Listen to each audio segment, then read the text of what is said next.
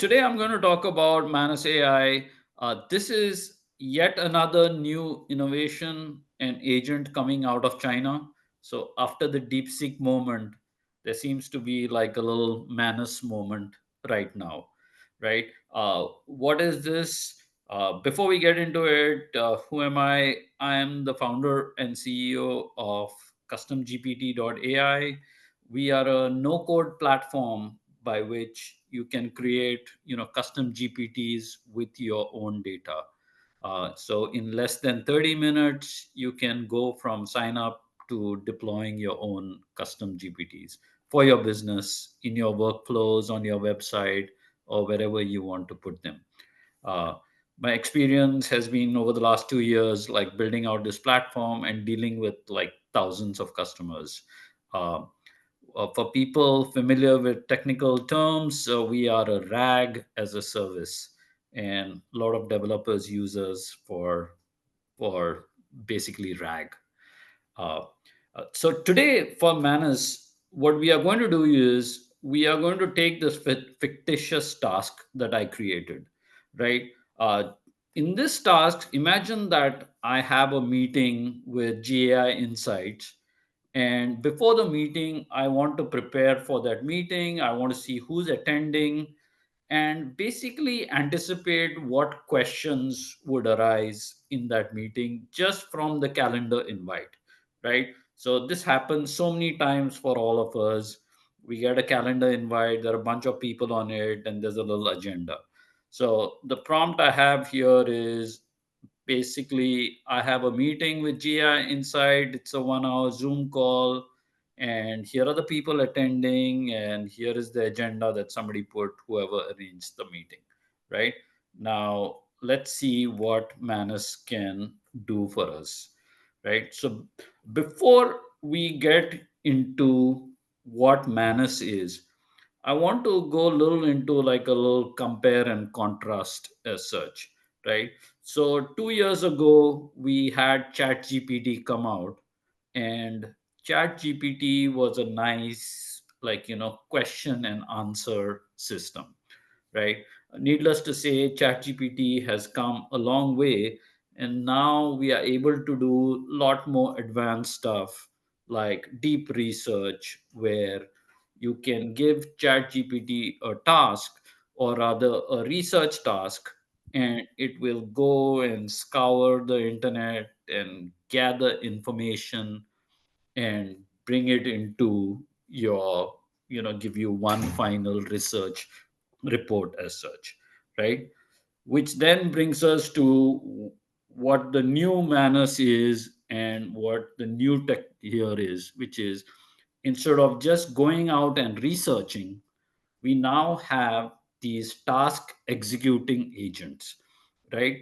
So in this, you give a prompt to the agent, and the agent would prepare a plan, right? It will say, okay, here is how I need to execute this task. But the big difference between the old chat GPT style deep research and these new agents is that these agents can stop along the way, think, reevaluate what is happening. Maybe they call out to tools or to execute certain tasks, right?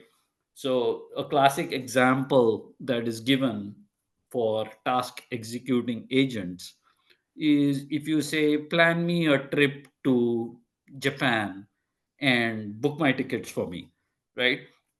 So, theoretically, this agent could do the plan, create the itinerary, look on the airline websites, find the one that is best suited for whatever you asked it, log into the airline website, and maybe even book your ticket. That is the vision behind what a task executing agent is, and one that is different from just a question and answer bot, or a bot that puts together a report for you. That, if there's one takeaway from this, it is Are you getting back an answer or a research report, or do you have somebody who can take actions on your behalf and dynamically change a plan while it is executing something? That, I would say, is the biggest difference between what we know as the old chat GPT and new agents that are coming along, right? So that, as you can see, that agents tend to be a lot more action oriented, where they can call out to tools, maybe log into a website, maybe book a ticket, and all forms of like actions that you can have. Uh, there are also other, you know, things that an agent can do, like creating dashboards. You can see these graphs. It can sometimes generate code and execute the code. So a lot of stuff where the task is dynamic and the tool calling is also very dynamic as compared to like a given plan that is followed, right? So I had this compare and contrast uh, task here. So I gave this exact same task to chat gpt, and we can actually go and see. So here was the task from my fictitious example, right? And ChatGPT did its great research and gave me like a full research report, like, in this case, who's Paul Bayer, and give his background, interest, concerns, and some questions. And so everybody who was on that like CC list was analyzed, and I got a research report from it, right? And then let's compare it to what Manus did here, right? So unlike ChatGPT, which synthesized a lot of information, Manus attacked this task from a planning and task execution perspective, right? So you can see here that it actually went to the GAI Insights websites and then started clicking things on the website here. Look at it. It says clicking element, scrolling down a little more, browsing some other thing that it found. So as you can see, it is making things up on the fly and changing its strategy as it is executing, right? And then, as it needs more information, it will then call out to various tools. Like in this example here, it says, like, I really need to know who this Paul Bayer guy is. So it said searching for Paul Bayer, and it's now going to his LinkedIn because it's trying to find out who he is and what his role is. So look at that. It went to LinkedIn and started browsing his LinkedIn page to get information from there, right? And you can actually click on, I've included the link to this task. So if you click on it, it will like play the exact like replay of how the task was executed. And in the end, it will give like the full, you know presentation that the final task was about. So in my case here, I wanted just a good idea of who the people on the call were, and what questions to anticipate. So it says Paul Bayer is going to ask you these questions, right? Dr. John is going to ask you these questions. So this was a real classic example where if somebody is going on an important call for sales or for any other use case like that, you get to quickly prepare for it without spending like hours or days for on this preparation, right? uh, so this was ChatGPT, and then this was the Manus. I've included this in the presentation, so you can, when you have some time, you can go through and like replay how the task was generated, right? uh, Pricing wise, they just came out with paid plans. This came out like 2 days ago. And before that, it was a free product, but it had limit where they could execute only one task per day.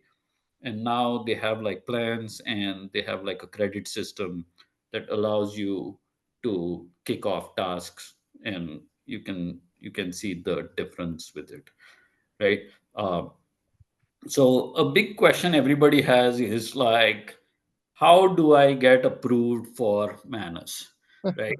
So a couple of days ago, I had this like real, complicated algorithm where, you had to go and join their wait list, and you had to say it as if like you were solving world hunger or something like that, because when I put in my real details around my work email, my LinkedIn, and I just put in something which said like I'm going to solve world hunger or something, I got approved in 5 minutes. uh, and then I proudly like told everybody like, hey, here is how you get approved. And then the next few guys who applied, it took them like 2 days to get approved. So I've come to the conclusion now that it's basically a coin toss that they are doing to decide who to approve and who not to approve. So if I were you and you want to get approved, just put in like 3 or 4 applications, and one of them will come through in a few minutes or maybe a couple of hours, right? Once you get your free application approved, you can decide whether to go for a paid subscription or not, depending on what your workflows are. If you have a lot of workflows and automation that you like to do, like whether for marketing, in SEO there are lots of automations. So in that case, getting a paid subscription would make sense. One of the things that people like is they don't like to be bothered with these limits and all that. So there's a really good open source equivalent of Manus called Open Manus. And you, with that, you can use your own API key with OpenAI, and then you don't have any restrictions. So anybody with technical jobs can like install that, and that would be a better option for you. um, the other question people have is, as a business user, is this right for me? And my answer to that is probably wait a little on if deploying for businesses, because this is again coming out of China. And if you're sharing passwords and stuff like that with the agent, then you might want to be careful about sending your passwords over to China or like sensitive data. Uh, and my prediction with all such things is that, you know, OpenAI cannot be counted out. You can expect that in the next few weeks, OpenAI will come up with some killer agent that will be like much better than what Manus has released. So that's the pace at which innovation is happening, right? So if you're a business user, I would just wait a few weeks and then like wait for OpenAI to solve this problem. And that's about it. If anybody has questions, I'm happy to answer based on my experience with There's a this. handful of questions. Thanks for raising your hand. Let's start with Barry. Go ahead, Barry. Yeah. Hey, everybody. I'm Barry Cravoy, new here. I live in Southern California and started a company called Fourth Industrial Revolution, Inc. And Katrina Montanolo invited me. So thanks for having me. Great presentation. Like you, Alden, I tried to apply for Manus weeks ago, and then I saw this guy on YouTube, and he said, just go in there and say, I teach people how to use AI. And within 5 minutes, I had my code to get in. So I used Manus to create I'm starting a virtual assistant a virtual assistant company that incorporates AI into the business model. So I had it flesh out this idea for me, and it created a website right in front of me, which was a modest looking website, but it wasn't fabulous, but the content was fabulous. So we used the content and created our own website. My question, though, because you guys are all a lot smarter than I am, is, what I found the with Manus, which was lacking, although I agree with everything Alden said, is that it doesn't have the ability right now to go out and book me plane tickets and make reservations in Italy or wherever it is I'm going. But have you guys heard that today Zapier announced Zapier MCP, which is, pretty much going to get rid of APIs? So I'm just wondering how maybe this or something from OpenAI is going to be able to integrate with Zapier MCP and actually make this incredible futuristic dream that we're watching unfold in front of us become a reality. Absolutely, Barry. So, the biggest thing to remember here is this is the absolute worst that these agents are going to be. And so it's just a matter of time. Like, look, MCP came out like about a little more than a month ago, and it is just spreading like anything, right? So, as MCP, as API calls, as these automated systems get better, then you can expect, even the airline, I would say the airline example that you gave, it's probably like a couple of weeks before it can do it. And Alden, explain MCP to the audience who may not know what that is and why that's so important. Yeah, MCP is a protocol that Anthropic came out with, wherein data and API calls from all sorts of third party platforms can come nicely into the LLM. So they sort of like a standardizing on a nice way in which to make all these other tools be accessible to the LLM call. Yeah, and I think importantly, OpenAI is also, I believe, gotten behind that MCP standard. So Exactly. Like, so at HumanX, when, we had met there, people were like, everybody was wait and see about MCP because nobody knew which direction OpenAI would go. yeah, And now that OpenAI is on board, now it's like standard. yeah. Great. Go Lucinda and then Tim. Go ahead, Lucinda. Hey, thanks very much, Alden. As always, you're shining the light and showing us the way. Really appreciate that. Yeah, so I had a question just about agents and even just tasks that I have LLMs do, whether it's coding or vibe coding and things.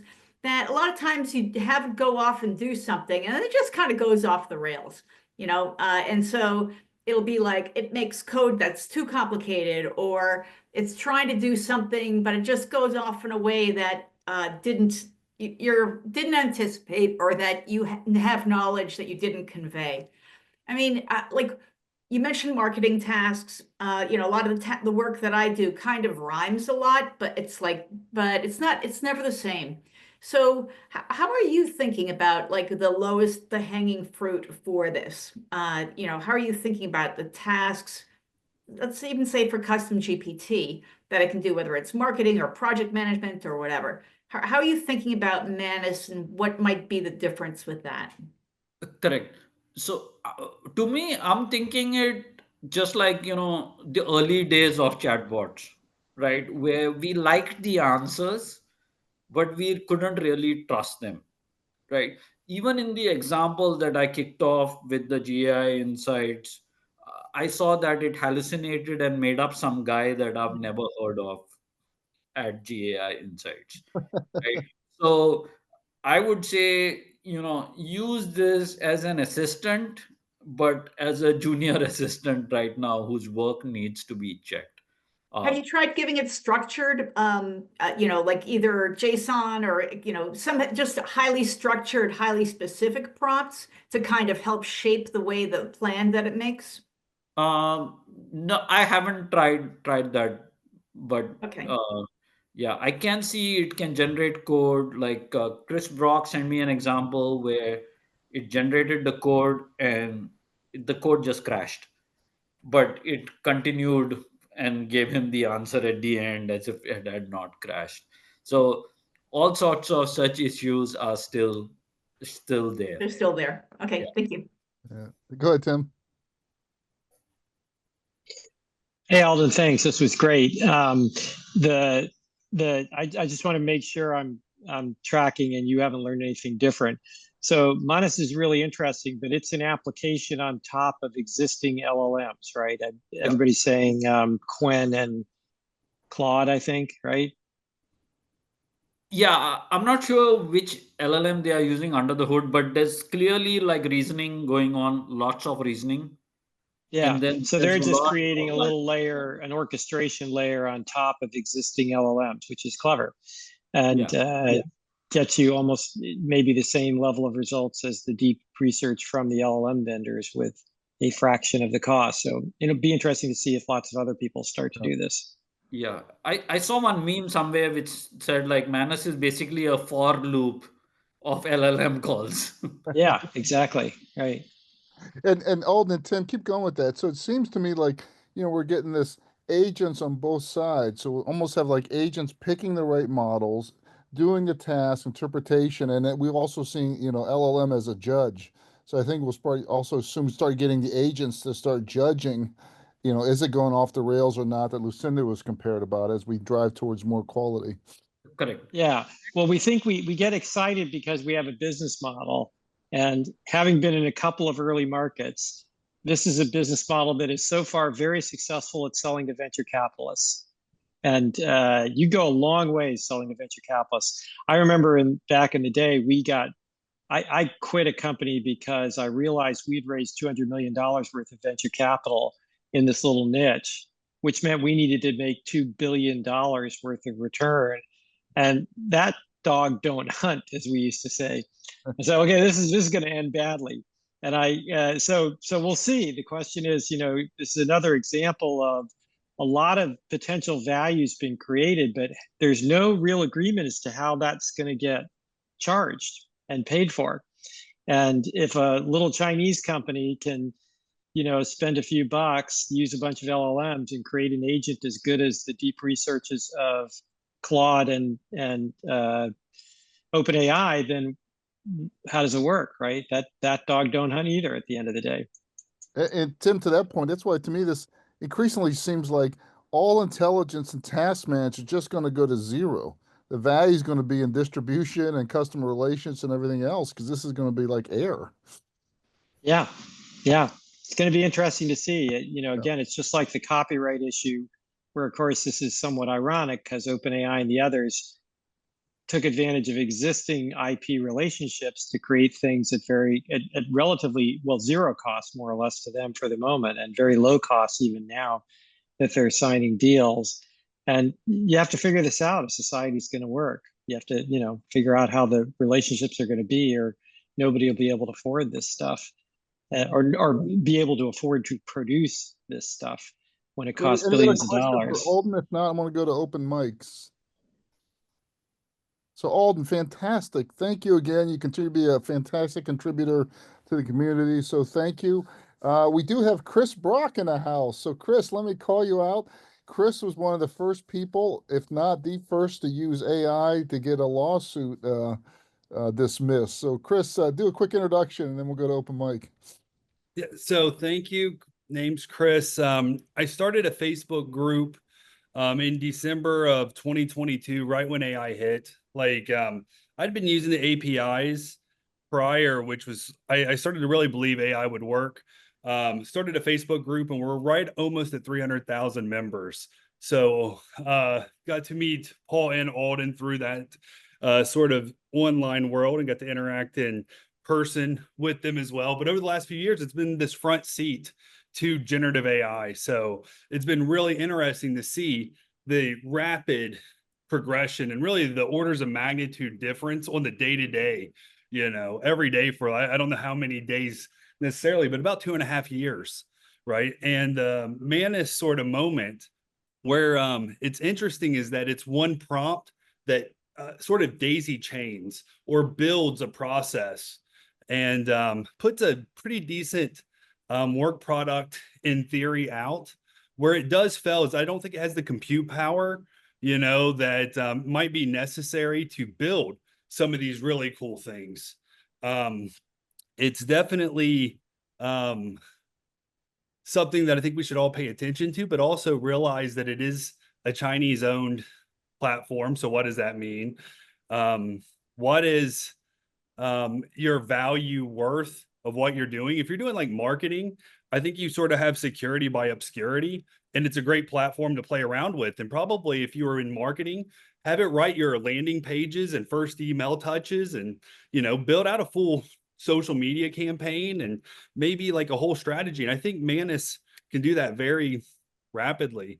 For some more deep use cases, I think it's super impressive for what it can synthesize. If you do a big data dump into Manus and give it an instruction set, it'll probably develop something really interesting. So thanks for the shout out. Yeah. I think that it's definitely a new era of cognitive co-intelligence to work with. And I think what's interesting, we're going to start solving problems, I think, at such a rapid rate that I don't know if that abundance will grow abundance, right? But I'm sort of hedging that way that maybe that's the case across all industries. So if you, whatever industry you're in, just apply it. Just learn how to use it. AI is like a one-on-one opportunity. It's not something you should really outsource. And yeah, jump in. And if you ever have questions, feel free to ask them here or in the groups. We really appreciate everybody's contributions. Good, Chris. Great to see you. Go ahead, John. Yeah, Chris, great to see you. I think you raise a really important point about like what's the when we're in conversation, and I think a lot of people, myself included, have to wrap their minds around the idea that this is not like traditional automation. This is conversation, right? And that's totally different. It shapes the way we look at the world. It's the way we're taught as children. I mean, it is the operating system of society, right? So I think that's the first thing to observe, and I'm super humble about making predictions as to where that's going to go. For example, you look at or those people are talking about prompt engineers. You don't need a prompt engineer. You just ask the machine how to prompt it. I mean, yeah, I mean, what the heck? I mean, oh, we're all going to have prompt engineers as a new labor category. No, not so much. Anyway, so I think that's the first thing. I think the second thing is this notion of like where the surplus goes. Does it go to labor? Does it go to the investor? Does it go to the customer? Right? We're so accustomed to, basically a system in big digital where a lot of it goes to the investor and a lot of it goes to a very small number of people. And then you decimate the other industries by giving a ton to the customer. And then you move horizontally into other businesses as Google, Amazon has done and so forth. That's going to get really interesting. And then for the people who actually work at the company, they've been squishing wages down, right? When you get to a big pyramid, that's going to get really tricky as we get into this stuff, right? Because the market power is moving to those who have distribution and models. And I think it's going to be a very unhealthy society if we continue with that model as we start to automate intelligence.